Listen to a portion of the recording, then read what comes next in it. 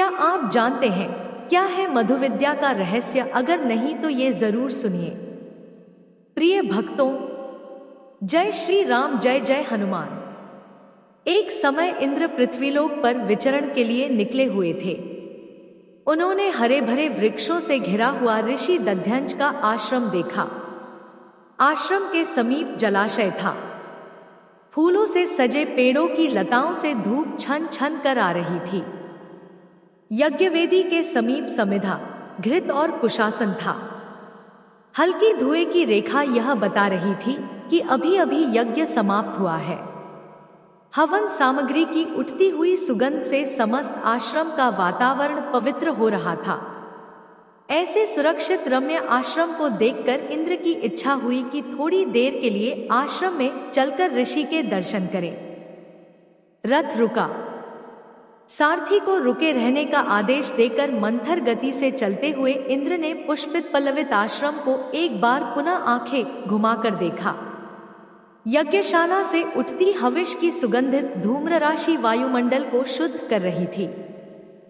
तपोनिष्ठ ऋषि दध्यंज के हृदय की पवित्रता विकसित होकर आश्रम के कण-कण में मुखरित थी। ऋषि दध्यंज ने सुरेंद्र को देखा। कुशासन छोड़कर वे स्वागत के लिए आगे बढ़े। पुरंदर नमामि। ऋषि ने इंद्र को प्रणाम किया और सादर निवेदन किया, आश्रम में आपका स्वागत है। कृपया पाद्य, अर्घ्य, आसन तथा मधु पर ग्रहण कीजिए। आप सकुशल हैं?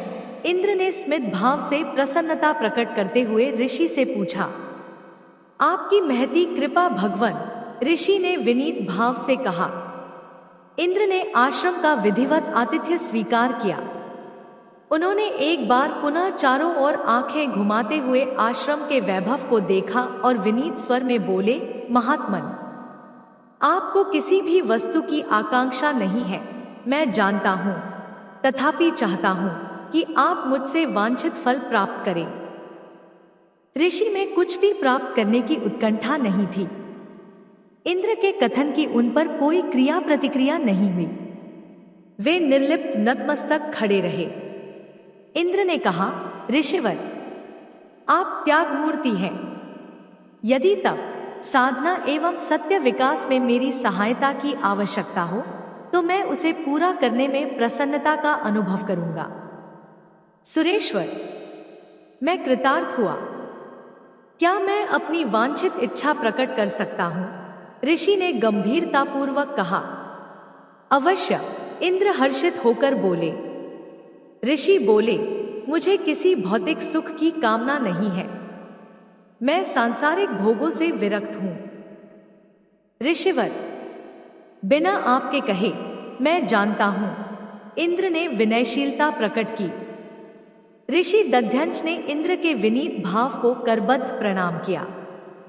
इंद्र बोले, महात्मन, मैं आपकी इच्छा पूर्ण करूंगा। वर मांगिए। मध्वा, मुझे मधुविद्या प्रदान करें, ऋषि ने कहा। मधु? इंद्र आश्चर्यचकित हो गए। हाँ सुरेश्वर, दध्यंज ने निश्चयात्मक स्वर में उत्तर दिया। इंद्र के तेजस्वी मुखमंडल की आभा ने अपनी दृष्टि उतारते हुए गंभीर मुद्रा में कहा, तपस्वी, यह दुर्लभ है। आपकी कृपा से सब कुछ सुलभ है, ऋषि ने स्थिर स्वर में कहा। इंद्र असमंजस में पड़ गए। वे मधुरहस्य का उद्घाटन करना नहीं चाहते थे। कुछ देर ठहरकर बोले, मैं मधुरहस्य बतला सकता हूं, किंतु एक शर्त होगी। मुझे स्वीकार है, ऋषि ने दृढ़तापूर्वक कहा। यह सुनकर इंद्र किंकर्तव्य विमूढ़ ऋषि की ओर देखने लगे। क्या मैं शर्त जानने का अधिकारी हो सकता हूं? ऋषि ने इंद्र के मुखमंडल पर दृष्टि स्थिर करते हुए कहा। इंद्र आसन से उठे। उन्होंने अपने हाथ के वज्र को वायुमंडल में घुमाते हुए कहा, आप इस रहस्य का उद्घाटन करेंगे तो आपका मस्तक छिन्न हो जाएगा। यह सुनकर ऋषि की मुखमुद्रा गंभीर हो गई। उन्होंने दृढ़तापूर्वक कहा, भगवन, मुझे आपकी शर्त स्वीकार है। मैं उसका उल्लंघन नहीं करूंगा। इंद्र ने ऋषि दध्यंज को मधुविद्या का उपदेश दिया। ऋषि उसे सहर्ष ग्रहण कर कृतार्थ हुए। फिर ऋषि से आज्ञा पाकर इंद्र अपने रथ पर आरूढ़ हो गए। तीनों लोकों में मधुविद्या का रहस्य कोई नहीं जानता था। देव, दानव तथा प्राणी सब इस रहस्य को जानने के इच्छुक थे। एकमात्र इंद्र ही इस विद्या के ज्ञाता थे, परंतु वे इस विद्या को उद्घटित करना नहीं चाहते थे। दध्यंज ऋषि को इंद्र ने मधुरहस्य बता दिया है। इस बात का पता अश्विनी कुमारों को हो गया। इंद्र और अश्विनी कुमारों में वैमनस्य था। इंद्र के कारण अश्विनी कुमार यज्ञ भागों से बहिष्कृत कर दिए गए थे। वे सोचते थे कि यदि मधुविद्या का रहस्य उन्हें उद्घटित हो जाए तो वे यज्ञों में भाग लेने का अधिकार प्राप्त कर सकेंगे। वे महर्षि दध्यंज के आश्रम की ओर चल पड़े। महर्षि तपस्यारत थे। अश्विनी कुमारों को आश्रम में आया देख उन्होंने उनका पाद्य, अर्घ्य, आसन और मधुपर्क से स्वागत किया। अश्विनी कुमारों, क्या मैं आपके शुभागमन का प्रयोजन जान सकता हूं? ऋषि ने सादर प्रश्न किया। अश्विनी कुमार बोले, महात्मन, एक विशेष प्रयोजन से हम आपके आश्रम में आए हैं। आपके द्वारा ही हमारे प्रयोजन की सिद्धि संभव है। यही हमारी एकमात्र कामना है। अश्विनी कुमारों, अतिथि की कामना पूर्ण करना आतिथेय का परम धर्म है। ऋषि ने शांत स्वर में कहा। निश्चय महात्मन, यही प्राचीन परंपरा है। अश्विनी कुमार प्रसन्नतापूर्वक बोले। कुछ पल तक सन्नाटा रहा। ऋषि ध्यानमग्न हो गए। आपके पास एक गुण है, हम उसके आकांक्षी हैं। ऋषि का ध्यान भंग करते हुए अश्विनी कुमारों ने कहा, देवगण, यदि मेरे पास कुछ है तो मैं उसे देकर कृतार्थ होऊंगा। ऋषि बोले। अपने वाक्चातुर्य को काम में लाते हुए अश्विनी कुमार बोले, महात्मन, हम आपसे गुणदान चाहते हैं। सामर्थ्य रहते कौन दाता दान करना नहीं चाहेगा? ऋषि ने मुस्कुराते हुए कहा। आपके पास है, ऋषि कुमारों ने दोहराया। तो अवश्य दूंगा, ऋषि ने सरल भाव से वचन दे दिया। अश्विनी कुमार बोले, महात्मन, मधुरहस्य का उद्घाटन। ऋषि सहसा हतप्रभ हो गए। उन्हें यह कल्पना भी नहीं थी कि अश्विनी कुमार इस रहस्य को जानते थे। ऋषि उदासीन होते हुए बोले, मधुविद्या का रहस्य? ऋषिवर, इंद्र ने आपको दिया है। देवगण बोले। किंतु आपको कैसे ज्ञात हुआ? ऋषि ने आश्चर्य भाव के साथ पूछा। महात्मन, आपके पास है। आपको हमारी याचना स्वीकार करनी होगी, क्योंकि आपने वचन दिया है। अश्विनी कुमारों ने याचक भाव से निवेदन किया। ऋषि असमंजस में पड़ गए।